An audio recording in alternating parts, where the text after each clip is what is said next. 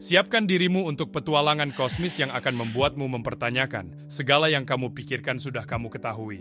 Siap-siaplah, karena karma akan membawamu dalam perjalanan liar. Jadi, apa sebenarnya karma itu? Karma adalah konsep yang berasal dari tradisi Hindu dan Buddha dan telah menjadi populer di zaman modern. Nah, ini adalah hukum kosmis yang mengatur sebab dan akibat, efek riak dari pikiran, kata-kata, dan tindakan kita. Setiap tindakan yang kita lakukan menciptakan rangkaian konsekuensi yang akhirnya kembali kepada kita. Menarik, bukan? Sekarang, mari kita telusuri 12 hukum karma yang akan membuatmu merenungkan kembali hidupmu.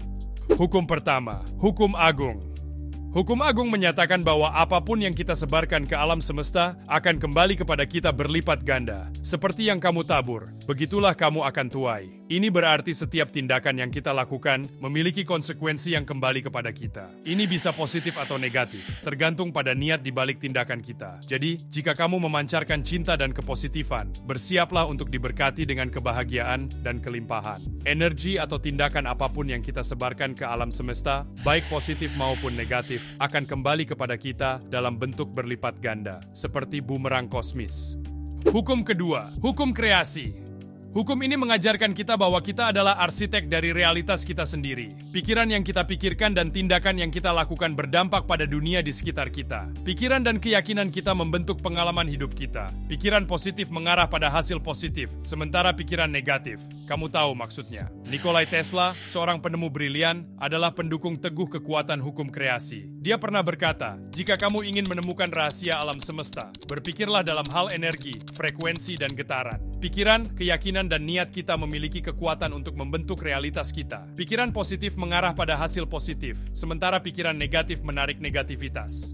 Hukum ketiga, hukum kerendahan hati. Hukum kerendahan hati mengingatkan kita untuk belajar dari kesalahan kita dan merangkul pelajaran hidup yang datang kepada kita. Hukum ketiga mengingatkan kita untuk menerima apa adanya dan berserah pada saat ini. Hidup bisa tak terduga dan terkadang hal-hal tidak berjalan sesuai rencana. Tapi dengan menerima apa adanya dan hadir dalam momen ini, kita dapat menemukan kedamaian dan kepuasan. Bahkan fisikawan legendaris Albert Einstein mengakui pentingnya kerendahan hati. Dia pernah berkata, seorang jenius sejati mengakui bahwa dia tidak tahu apa-apa. Merangkul kerendahan hati memungkinkan kita belajar dari kesalahan kita dan tumbuh sebagai individu. Ini tentang mengakui keterbatasan kita dan terbuka untuk peningkatan diri. Hukum keempat, hukum pertumbuhan. Seperti tumbuhan yang membutuhkan perawatan untuk tumbuh, kita juga harus merawat perkembangan pribadi kita. Hukum ini menyatakan bahwa perubahan adalah hal yang tak terhindarkan dan harus diterima. Hidup terus bergerak dan berubah, dan kita perlu beradaptasi untuk tetap relevan dan sukses. Hukum pertumbuhan mengajarkan kita bahwa kita hanya bisa mengubah diri kita sendiri, bukan orang lain. Fokuslah pada pertumbuhanmu sendiri, dan lihatlah bagaimana hal itu berdampak positif pada dunia di sekitarmu. Filosof Yunani terkenal, Socrates, percaya bahwa kesadaran diri dan pertumbuhan pribadi adalah kunci kehidupan yang memuaskan. Kita hanya bisa mengubah diri kita sendiri, bukan orang lain. Dengan fokus pada pertumbuhan dan pengembangan pribadi kita, kita menciptakan dampak positif pada dunia di sekitar kita. Hukum kelima, hukum tanggung jawab.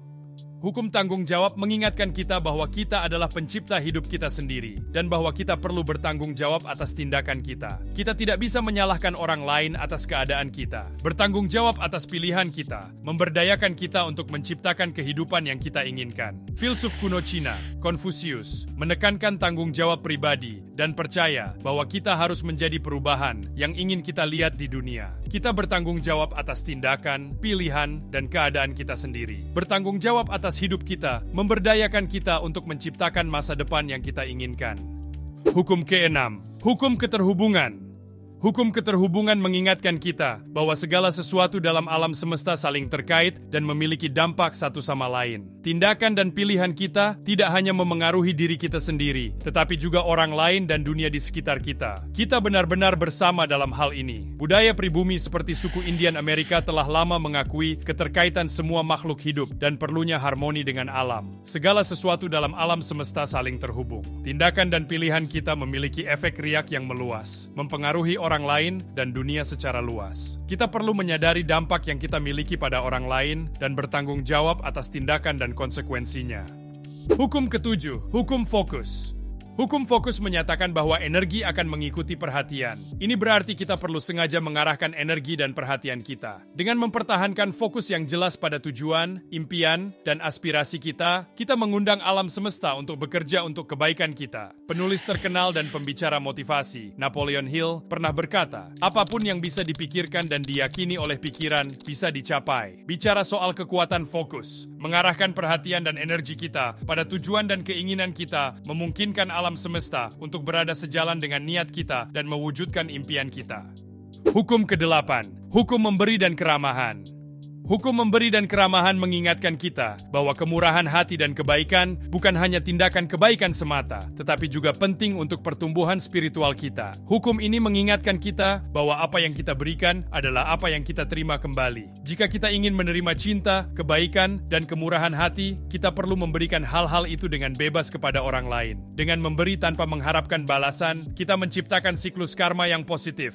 Mahatma Gandhi, pemimpin gerakan kemerdekaan India tanpa kekerasan, percaya bahwa perbuatan memberi adalah kekuatan yang kuat yang dapat mengubah individu dan masyarakat. Dengan berlatih kemurahan hati, kebaikan, dan kesetiaan, kita menciptakan siklus karma positif dan mengundang kelimpahan ke dalam hidup kita.